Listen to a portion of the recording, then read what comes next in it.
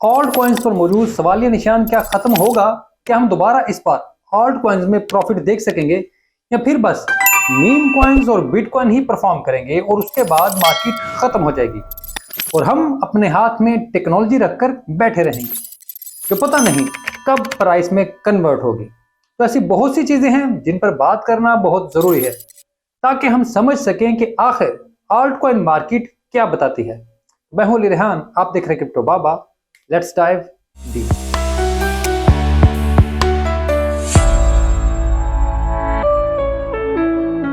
सबसे पहली बात कि ऑल्ट कॉइन मार्केट को अब तक तारीखी तौर पर ब्रेकआउट कर देना चाहिए था, लेकिन उसके लिए यह भी जरूरी है कि आपको 4 साल पहले जाना होगा। अगर इस हिसाब से देखें तो उस वक्त अक्टूबर 2020 में पहली बार ऑल्ट कॉइन्स ने बेहतर अंदाज में परफॉर्म करना शुरू किया और उस वक्त पहली बार लगता था कि ऑल्ट कॉइन्स में कोई जान है। उससे पहले जितना भी डेटा उठाकर देख लें तो उसके मुताबिक तो ऑल्ट कॉइन्स बिल्कुल ही तबाह हो गए थे। कोई उनको देख भी नहीं रहा था, बस समझदार लोग उन्हें खरीद रहे थे जिन्हें गेम का पता था। फिर अक्टूबर के बाद हालात बदले और मार्च में पाई साइकिल टॉप तक बेहतरीन अंदाज में ऑल्ट कॉइन्स बढ़े। ये 6 महीने थे। फिर उसके बाद पाई साइकिल टॉप आया और फिर बिटकॉइन नीचे गिरा और उसके बाद रिलीफ रैली आई और उसमें पहली बार बिटकॉइन पिछले टॉप से भी आगे बढ़ गया क्योंकि उसके पीछे बहुत बड़ी बाइंग मौजूद थी। लेकिन इस दौरान ऑल्ट कॉइन्स ने अखीर मचा दी और ये भी कई कई गुना बढ़े, इतना बढ़े कि लोगों को यकीन हो गया कि अब कभी ये नीचे नहीं आएंगे। लेकिन उसके बाद हमने उन्हें फिर से नीचे आते देखा, यानी 1 अप्रैल 2017 के पाई साइकिल टॉप के बाद अगले 8 महीने खौफनाक अंदाज में ऑल्ट कॉइन्स बढ़े। अब अगले बुल रन में चलते हैं तो पहले 6 महीनों में जबरदस्त अंदाज से बुल रन रहा और अक्टूबर से मार्च तक ऑल्ट कॉइन्स ने अच्छे प्रॉफिट दिए। लेकिन फिर पाई साइकिल टॉप आया, उसके बाद बिटकॉइन फिर वापस गया और फिर रिलीफ रैली आई।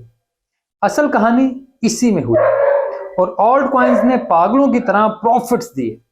ये कहानी अगले 7 महीने तक चली। बिल्कुल ऐसा नहीं कि 7 महीने ही पूरे का पूरा ऐसा हुआ, बस ये था कि पहले ऑल्ट कॉइन काफी बुरी तरह नीचे गए और फिर उसके बाद उन्होंने ऐसा सफर शुरू किया कि रुकने का फिर नाम ही नहीं लिया। अब बुनियादी तौर पर पिछले जो 2 बुल रन हैं उन्हें अगर देखें तो रिलीफ रैली के दौरान हमेशा ऑल्ट कॉइन्स अच्छे प्रॉफिट्स देते हैं, उससे पहले भी देते हैं, लेकिन असल खीर वही होती है। इस वजह से यह नहीं कहा जा सकता कि इस बार ऑल्ट कॉइन कुछ नहीं करेंगे। अगर आप ये समझते हैं कि पाई साइकिल टॉप अगले साल होगा यानी सितंबर में, तो उसके पहले के जो 6 महीने हैं, 5 या 6 महीने, वो देख लें। अगर अब भी मार्च का ही जहन है तो फिर अक्टूबर ही बनता है। लेकिन आप पिछले बुल रन के 2020 को देखें तो आपको मालूम होगा कि एनएफटी मार्केट पागलों की तरह पैसे दे रही थी। ऐसे ही था जैसे इस बार मीम कॉइन्स हैं। तब तो डॉज था और बुल रन के आखिर में शिब आया। उसके अलावा तो जो भी मीम कॉइन था वो अहम नहीं था, या फिर वो आया तो वो होगा अपनी जगह पर, लेकिन फिर वो खत्म हो गया। अब पिछली बार जब भी ऑल्ट कॉइन्स पिछली बार बढ़ने की बुनियादी वजह जो थी वो थी वीसी इन्वेस्टमेंट, जो 2021 के पहले क्वार्टर में $8 अरब थी। दूसरे क्वार्टर में ये इन्वेस्टमेंट $6 अरब थी। तीसरे क्वार्टर में ये 9 अरब और आखिरी क्वार्टर में $11 अरब तक पहुंच गई। अब ये बुनियादी मसला था, यह सबसे बड़ी इन्वेस्टमेंट थी जिसने ये सारी गेम को बदला। अब अगर 2020 देखें तो उस वक्त पूरे साल में $3 अरब की वीसी इन्वेस्टमेंट आई थी।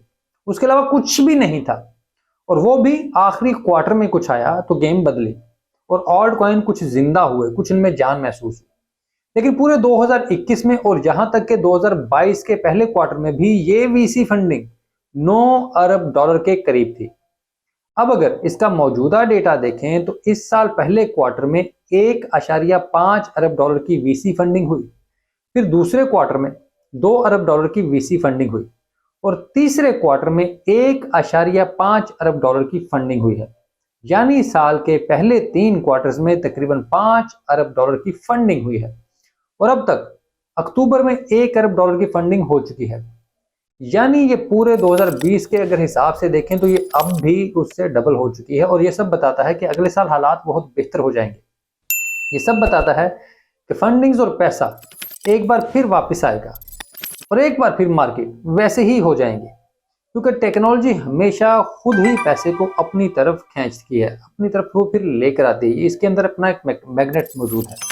लेकिन हाँ, इस बार ये जरूर होगा कि घटिया प्रोजेक्ट्स अपनी मौत आप मर जाएंगे, उनमें कोई भी पैसा नहीं आएगा, क्योंकि उनकी जगह अब पंप और डंप के लिए नए मीम कॉइन्स ने ले ली है, जिनको पंप करना और लोगों को उसमें शामिल करना बहुत ज्यादा आसान है।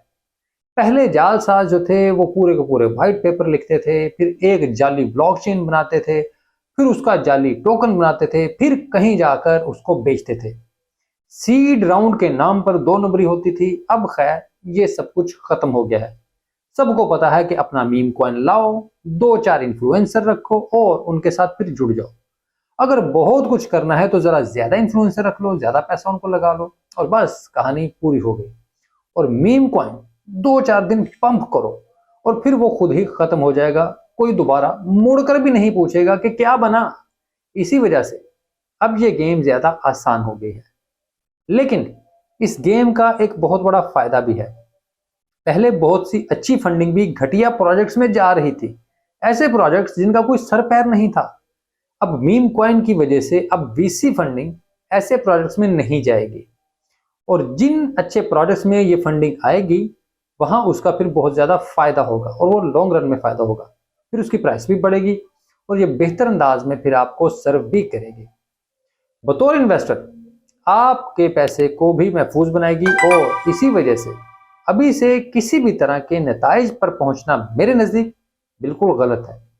मार्केट्स के अपने साइकिल्स होते हैं, उन्हें पूरा होना देना चाहिए और फिर उसके बाद फैसला करना चाहिए कि आपको क्या करना है, क्योंकि यही वो मौका होता है जहां आप आकर बेतहाशा पैसा भी बनाते हैं और बहुत कुछ बचाते भी हैं। इसी वजह से जल्दबाजी में दिल छोड़ देना और ये समझना कि यार मैं पीछे रह गया हूं, बिल्कुल गलत है। ये एक ऐसी मार्केट है जहां अभी बहुत मौके मौजूद हैं।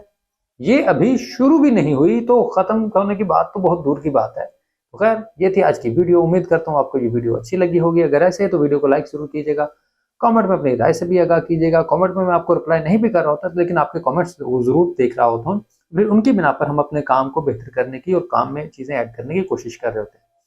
और इसके अलावा चैनल अब तक सब्सक्राइब नहीं किया तो बड़ा मेहरबानी छोटा सा क्लिक कर दें, हमारा बड़ा भला हो जाएगा। और याद से एक काम जरूर करें कि घंटी बजा दें, ताकि जैसे ही वीडियो अपलोड हो आपको नोटिफिकेशन आ जाए, क्योंकि मेरी तरफ से कभी कभार देर से हो जाती है, वीडियो टाइम पर नहीं आती, उसके लिए मैं माजूर हूँ। इसके अलावा मैं एक्स पर मौजूद हूँ, जहाँ पर उतना एक्टिव नहीं जितना पहले था, लेकिन कोशिश करता हूँ कि उस वहाँ पर अपनी एक्टिविटी को बेहतर करूँ। और मैं एरिना पर भी मौजूद हूँ। एरिना पर भी मेरा आना जाना लगा रहता है, लेकिन वो बहुत ज़्यादा एक्टिव वहाँ पर भी नहीं होता। फिर भी वहाँ पर दिन में जो दोस्त हैं उनसे कोई ना कोई गपशप हो जाती है, किसी न किसी से सलाम दुआ हो जाती है और कुछ ना कुछ पता चल जाता है कि क्या हो रहा है। बहुत शुक्रिया।